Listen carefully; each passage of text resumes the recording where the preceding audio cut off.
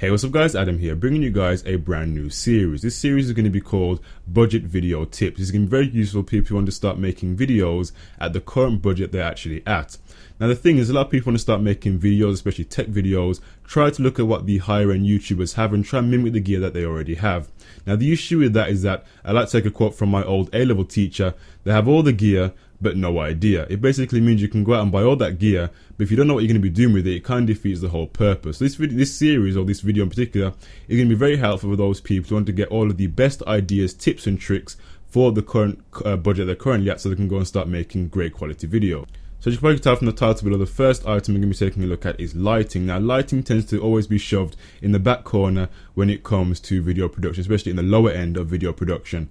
And lighting is actually really important when it comes to video, because poor lighting can really, cripple the actual quality of the video. So it's always important to have very good lighting. Now the first stage when it comes to looking at lighting is try and get as much free light as possible. For example, if you want to go ahead and start shooting video, try and shoot video where you're pretty much behind a whole pane glass window. Windows are perfect for letting a whole heap of daylight, and I say daylight being one of the key features. It lets in a whole heap of daylight, which means you can get one, free light, and two, means you can go ahead and get video without having to worry about, adjusting lighting positions and things like that. It's going to be always reliable to try and get daylight when shooting in front of a window. For whatever reason you're unable to shoot in front of a window, or for example you're shooting at night time where of course there's going to be no daylight, try and get your hands on a daylight bulb to go ahead and replace the incandescent bulb that you have in the ceiling of the room that you're going to be shooting in. Now pretty much daylight bulbs tend to be around about the same price as a traditional incandescent bulb, and a lot of Philips actually does quite a few daylight bulbs at different wattages, so you can go ahead and take a look at the Philips range, but pretty much the bulbs are pretty much daylight. They give a daylight effect, and it's always better to choose a daylight bulb over a traditional incandescent bulb, because an incandescent bulb tends to give kind of an orange glow, which doesn't really work very well with video. So try and get your hands on a daylight bulb. So if you decide now you want to go ahead and get your hands on some actual lighting equipment, the first way to go ahead and look at it is try and get your hands on one of these. This is an actual LED video light box. These basically mount onto the hot sheet of your camera, or they actually mount onto a tripod. They take about 6 AA batteries, and also you can also use a camcorder battery, which will replace the 6 AA batteries and slot into the back of the light box. Now these are very useful because they're actually dimmable, so you can go ahead and adjust the brightness there by moving up and down.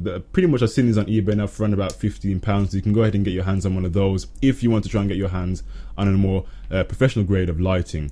Now if you want to move from that further still, you can try and take a look at some other options of lighting. For example, you can go ahead and take a look at dome lighting, softbox lighting, or you can take a look at umbrella lighting. And these are pretty much the main, what a lot of YouTubers tend to end up using, a lot of softboxes, a lot of dome lighting and things like that. So you can try to take a look at some of those, and then from there you can take a look at 3-point lighting, which is pretty much the industry standard when it comes to lighting, especially in a scenario like this. You basically have 3 lights, hence the word 3-point lighting. You basically have a key light, which is pretty much aimed directly at the subject, like I've got with my key light here. And you also have a fill light, which is pretty much positioned at the back of the room somewhere down there to actually fill out the rest of the room. And you can also have a hair light. I tend to use my ceiling light as a hair light, but you can get a third softbox to try and act as a hair light. Now sit directly above your head on some sort of boom arm on top of the actual softbox itself. So you get 3-point lighting from there, and that's pretty much the industry standard. It's pretty much what a lot of people tend to use, especially with the higher end YouTubers. So if you're interested in that, if you're at that higher end stage where you want to go ahead and take a look at 3-point lighting, you can go ahead and get your hands on 3 softboxes, 3 dome lights, or 3 umbrella lights. And that's pretty much the end of episode 1 for the budget video tip series. Be sure to go ahead and subscribe. This is going to be uploaded every single Tuesday, so be sure to stay subscribed if you want to go ahead and get a notification when these videos come out. Anyway guys, it's been Adam here. Thank you for watching. Take care, and of course I'll see you guys in the next tech video. Bye for now. So before I head out guys, it would be greatly appreciated if you go check the link in the description down below. My friend Manisha Mahal, she's actually going to Prague to go ahead and film a video as part of her degree, and it would be greatly appreciated if you go to the Indiegogo page and possibly raise some funds for that occasion. Anyway guys, I'll catch you in the next video. Bye for now.